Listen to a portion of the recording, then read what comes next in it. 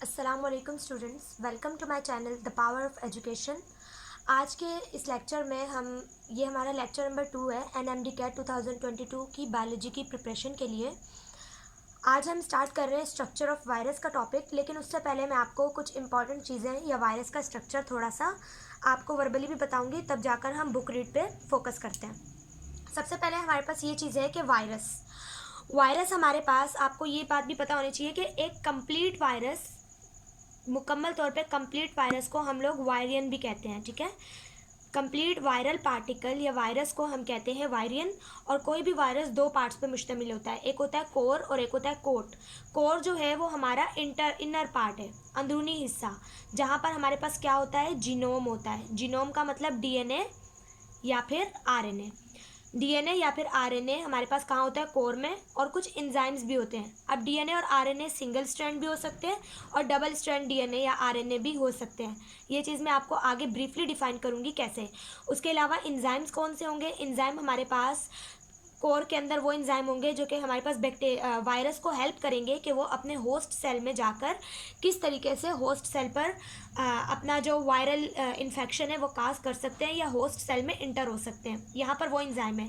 जैसे कुछ हमारे पास वायरसेस होते हैं जो कि रिवर्स ट्रांसक्रिप्टेज होते हैं, तो उनके पास एक एंजाइम होता है जो होता है रिवर्स ट्रांसक्रिप्टेज, जो कि आरएनए को डीएनए बनाता है। ये तमाम चीज़ें हम आगे जाकर थोड़ा सा 5 से 10 मिनट बाद हम इसे डिस्कस भी करेंगे। कोट क्या होता है, हमारे पास जो वायरस का डीएनए है वो कवर होता है कोट से।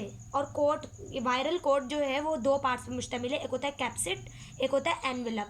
जो कैप्सिड होता है ये असल में एक प्रोटीन से होता है। अगर मैं आपको एक एग्जांपल दूं वायरस का स्ट्रक्चर, तो कोई भी वायरस है उसके अंदर वाले पार्ट में होगा डीएनए या फिर आरएनए, और ये डीएनए और आरएनए किससे कवर होगा, ये हमारे पास कवर हुआ होगा कैप्सिड से। तो हमारे पास कैप्सिड एक प्रोटीन कोट है जो कि इसको, हमारे पास डीएनए या आरएनए को और एंजाइम को अपने अंदर क्या करता है, कवर करता है। अब ये कैप्सिड जो है ये कुछ यूनिट से मिलके बना है, कुछ चीज़ों से, जिन्हें हम कहते हैं कैप्सूमर्स। तो हमारे पास कैप्सिड किससे बना होता है, कैप्सूमर्स से। और कैप्सूमर्स हमारे पास सिमिलर कैप्सूमर्स आपस में मिलते हैं और क्या बना देते हैं, कैप्सिड। लेकिन ये बात ज़रूर याद रखिएगा कि हर वायरस का कैप्सिड किसी दूसरे वायरस के कैप्सिड से मुख्तलिफ होता है। कि जिस तरह हमारे पास जो पोलियो वायरस है उसके जो कैप्सिड हैं, कैप्सूमर हैं, वो हमारे पास है 32, उसके कैप्सिड में कैप्सूमर है 32। इसी तरह हमारे पास एक दूसरा वायरस है, उसमें नंबर चेंज होगा, तो हमारे पास कैप्सूमर्स का नंबर हर वायरस के हिसाब से क्या होता है, चेंज हो रहा होता है। तो चलिए अब हम स्टार्ट करते हैं, कुछ बातें डिस्कस करते हैं आपकी फेडरल की बुक से।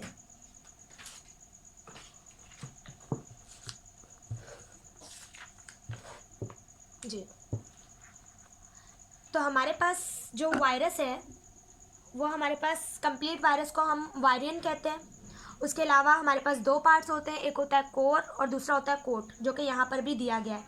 हमारे पास यहाँ कैप्सिड होता है और एनवेलप। अच्छा, मैं एनवेलप के बारे में आपको नहीं बताया कि एनवेलप जो होता है ये कैप्सिड के भी ऊपर होता है। जैसे हमने इस बात को कहा कि ये कैप्सिड है, तो कैप्सिड के ऊपर भी एनवेलप होता है। अब एनवेलप बनता है सेल मेम्ब्रेन से। अब सवाल ये पैदा होगा कैसे। अगर मैं बोलूँ ये एक वायरस है और ये एक सेल है, होस्ट सेल, जिस पे वायरस ने क्या किया है, अटैक किया है। जब ये वायरस इसके अंदर जाएगा, इस होस्ट सेल के अंदर क्या करेगा, रेप्लिकेट करेगा और बहुत सारे वायरसेस बनाएगा। फिर क्या होगा, ये वायरस जब इस होस्ट सेल से बाहर निकलेगा तो इसकी मेम्ब्रेन को अपने ऊपर लपेट लेगा। तो ये जो मेम्ब्रेन अपने ऊपर लपेटेगा ये बन जाएगी एनवेलप।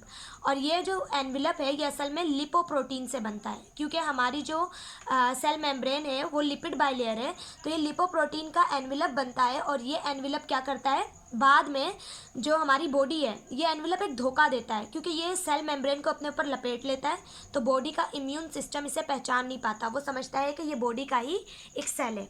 तो आई होप कि आपको एनवेलप के बारे में पता चल गया होगा कि हमारे पास क्या होता है, कोट होता है, उसके ऊपर हमारे कोट में कैप्सिड होता है। कैप्सिड जो है वो हमारे पास डीएनए और आरएनए को क्या करता है, कवर करता है।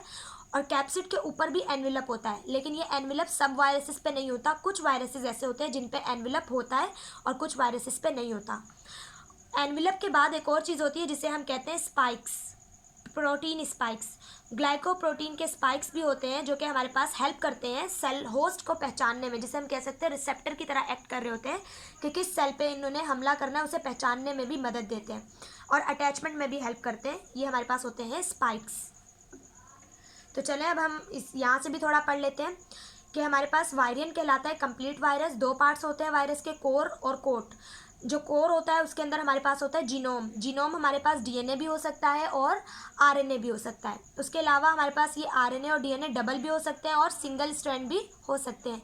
कोर जो है वो हमारे पास, कोर प्रोटीन जो है हमारे पास, इसके अंदर कुछ इंजाइम्स भी होते हैं जो कि हमारे पास वायरस को हेल्प करते हैं कि वो किस तरह होस्ट की बॉडी में जाकर एक्ट करेगा। फिर आगे यहाँ पर कुछ बातें बताई गई हैं कि रेट्रोवायरस जो है और हेपेटाइटिस बी वायरस जो है उसके पास एक एंजाइम होता है रिवर्स ट्रांसक्रिप्टेज, जो कि कन्वर्ट कर देता है सिंगल स्ट्रैंड आरएनए जीनोम को डबल स्ट्रैंड डीएनए जीनोम के अंदर। अब रेट्रोवायरस जो है और हेपेटाइटिस बी वायरस के पास कौन सा एंजाइम होता है? रिवर्स ट्रांसक्रिप्टेज, जो कि आरएनए, सिंगल स्ट्रैंडेड आरएनए को कन्वर्ट कर देता है डबल स्ट्रैंडेड डीएनए में।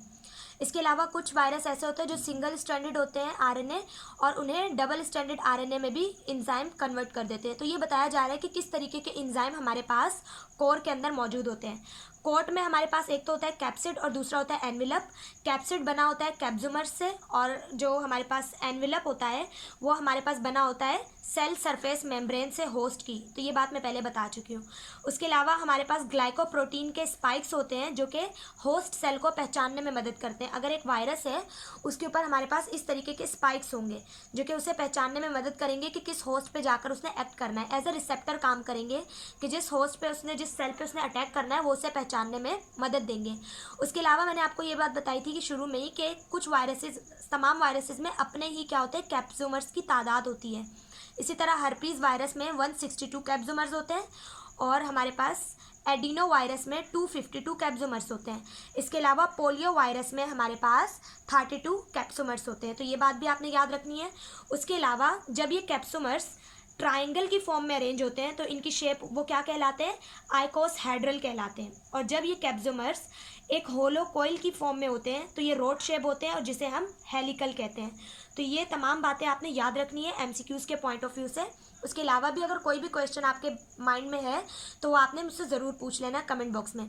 ये जो रेट्रोवायरस और हेपेटाइटिस बी वायरस है इन दोनों के पास क्या होता है? Reverse transcriptase. ये आपका एमसीक्यूज़ बाकायदा आया हुआ भी है कि रिवर्स ट्रांसक्रिप्टेज किसके पास होता है, तो इन दोनों वायरसेस के पास होता है। ये बात आपने याद रखनी है। अगर आप ये नंबर याद कर लें तो बहुत अच्छा है, वरना ये अभी तक एमसीक्यूज़ में पूछा नहीं गया। पोलियो का ज़रूर याद कर लें क्योंकि ये एक बॉक्स के अंदर आपके पास दिया गया है। अब नेक्स्ट टॉपिक हम स्टार्ट करने जा रहे हैं क्लासिफिकेशन ऑफ वायरस, के वायरस को क्लासिफिकेशन किस तरह से की गई है।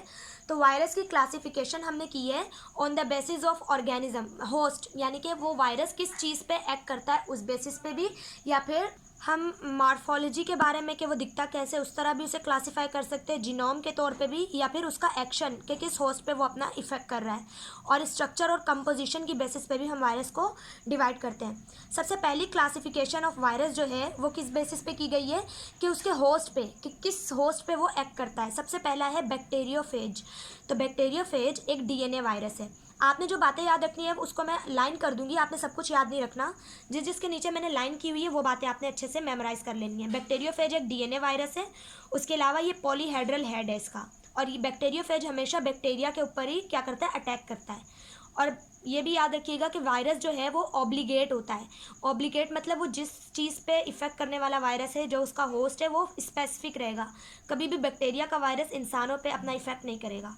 उसके बाद प्लांट वायरस, 2000 से ज़्यादा जो है वायरल डिसीज़ हैं जो कि प्लांट में डिस्कवर हो चुकी हैं। तो ये बात आपने याद रखनी है कि 2000 टाइप ऑफ वायरल जो डिसीज़ हैं वो प्लांट में अब तक मिल चुकी हैं या हम लोगों ने डिस्कवर कर ली हैं। उसके अलावा हमारे पास रोड शेप वायरस जो है वो हमारे पास टोबैको मोज़ेक वायरस है।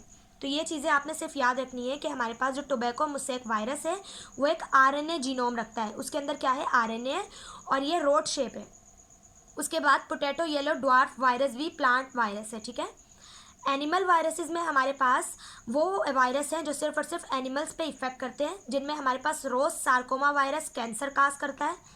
उसके अलावा मैंने बॉक्स किया हुआ है कि पेपो वायरस जो है वो हमारे पास वो कॉज करता है हमारे पास वॉट्स, और पॉक्सी वायरस स्मॉल पॉक्स काज करता है, पिकोरनो वायरस हमारे पास हेपेटाइटिस ए काज करता है और पोलियो भी काज कर रहा है, और पैरामाइक्सो वायरस जो है वो मीजल्स और मम्स काज कर रहा है। ये चीज़ बाकायदा एमसीक्यूज़ में पूछी जाती है, वायरस का नाम दे देंगे और पूछेंगे कि ये क्या काज करता है। तो ये तमाम बातें जो बॉक्स में, ये मोस्ट इंपॉर्टेंट है, ये आपने अच्छे से याद करनी है। सेकंड लेक्चर हम यहीं तक रख रहे हैं। अगर आपको कोई भी क्यूरी या क्वेश्चन है तो आप कमेंट बॉक्स में ज़रूर पूछिएगा। इसके बाद मैं अभी ही सेकंड लेक्चर भी बना रही हूँ इसका, जिसमें मैं दूसरी क्लासिफिकेशन भी करवाऊंगी। उसके बाद मैं सिन बोर्ड से भी कुछ पॉइंट्स आपको एंड में वीडियो के दे दूँगी। आप तमाम बच्चे, वीडियो की डिस्क्रिप्शन में आपको एमसीक्यूज़ की प्रैक्टिस भी मिलेगी, रोज़ की लेक्चर के साथ उसकी प्रैक्टिस मिलेगी। आप वो एमसीक्यूज़ अटैम्प्ट ज़रूर किया करें, क्योंकि जैसे ही आप एमसीक्यूज़ अटैम्प्ट करेंगे आपको पता चल जाएगा कि क्वेश्चन किस तरह से आ रहा है, तो उस हिसाब से आपकी तैयारी बहुत बेस्ट हो जाएगी। तो thank you so much, and video को लाइक और सब्सक्राइब चैनल को ज़रूर कीजिएगा। Thank you so much. अल्लाह हाफिज़।